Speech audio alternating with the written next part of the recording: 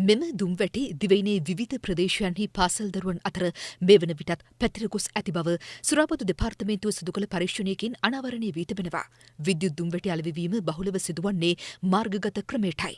මෙම දුම්වැටි ගුවන් තොටුපළ, වරාය සහ මුහුදු මාර්ග ඔස්සේ මෙරටට පැමිණෙන අතර ඒවා භාවිත කිරීම ඉතා පහසු ආකාරයෙන් සකස් කර තිබීමද විශේෂත්වයක්. මෙතන තියෙනවා මේ අතේ වදින ඔරලෝසුවක්. මේක දුම් පානය කරන්න පුළුවන් විදිහට හදලා තියෙන්නේ. මේක චාර්ජ් කරන්න පුළුවන්. දරුවෙකුට කියන්න පුළුවන් මේක චාර්ජරයක් කියලා. විශේෂම භයානක දේ තමයි මේ හැම එකකම එක එක රස ගන්නවල තියෙනවා. පළතුරු වල තියෙන සුවඳ වලින් තමයි මේක රස ගන්නවල තියෙන්නේ. තියෙන භයානකම දේ තමයි මේවට ඇඩික්ට් වෙනවා සාමාන්‍ය සිගරට් වලට වඩා වේගෙන්. ඒකෝට මේ එකක් ගත්තාම සිගරට් එකේ පාවිච්චි කරලා ඉසි කරනවා වගේ නෙමෙයි මේකේ ආයෙ රීෆිල් කරලා මේක භාවිත කරන්න පුළුවන් තත්ත්වෙට මේව හදලා තියෙන්නේ. රත්නපුර ප්‍රදේශයේ එක ඉස්කෝලේක දරුවෙක් මේ වගේ ද්‍රව්‍යයක් ගෙනල්ලා අනිත් පාසල් දරුවන්ට එක උගුරකට රුපියල් 20 ගණනේ අය කරලා තියෙන අවස්ථාවක්. ඉතින් මේකට එබ්බැහි වුණාට පස්සේ මේකෙන් බේර ගන්න සෑහෙන අමාරු වෙන තත්ත්වයකට තමයි තියෙන්නේ. සමහර අය හිතනවා මේක අපේ ලංකාවේ නීති නෑ කියලා. නමුත් අපිට තියෙන නීති ප්‍රමාණවත් මේ සියල්ලම අපි අත්අඩංගුවට ගන්නවා.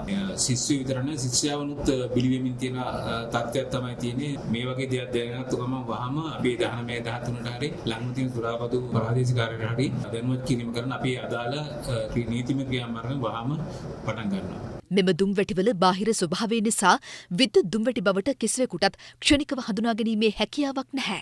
සුරාබදු දෙපාර්තමේන්තුවේ 19/13 ක්ෂණික ඇමතුම් අංකය ඇමතීමෙන් ඒ පිළිබඳව දැනුවත් විය හැකියි. මේක ඔන්ලයින් ඕඩර් කරලා ගෙදරට ආවේ පුතා කැම්පස් ගිහිපු වෙලාවක මමමයි මේකට මුදල් දීලා ගත්තේ. මේ මං ඇහුවාම කිව්වා මේක සෙන්ට් එකක් කියලා. බැලුවාම ස්ට්‍රෝබෙරි වගේ සුවඳක් ආවා. පොඩ්ඩක් මට දැනගන්න පුළුවන් වේද ඒකත් ඊසිගරට් සම්බන්ධ දෙයක්ද කියලා. මේ පුතාගේ කම්පියුටර් ටේබල් උඩ මේ ෆොටෝස් මං ඒව ටික තියෙනවා. මට පොඩ්ඩක් දැනගන්න පුළුවන්ද මේකත් අර ඊසිගරට් සම්බන්ධයෙන් තියෙන දෙයක්ද කියලා. මේ තියෙන්නේ අනිවාර්යයෙන්ම ඊසිගරට් කියන වේප් එක චාර්ජ් කරන චාර්ජින් පොයින්ට් එකක්. තවදුරටත් කාමර හොයලා බලන්න මේ සමහර විට තියෙන්න පුළුවන් ඒ ඊසිගරට් මැෂින් එකක් තියෙන්න පුළුවන්. විශේෂයෙන් පාසල් දරුවන් සහ තරුණ ප්‍රජාවගේ මානසිකත්වයේ විකෘති කරන ජීවිතවලට භයානක තර්ජනයක් වී ඇති මෙම විද්‍යුත් දුම්වැටි මාරයා ඇමරිකාව තුළ මේ වන විටත් තහනම් කර තිබෙනවා.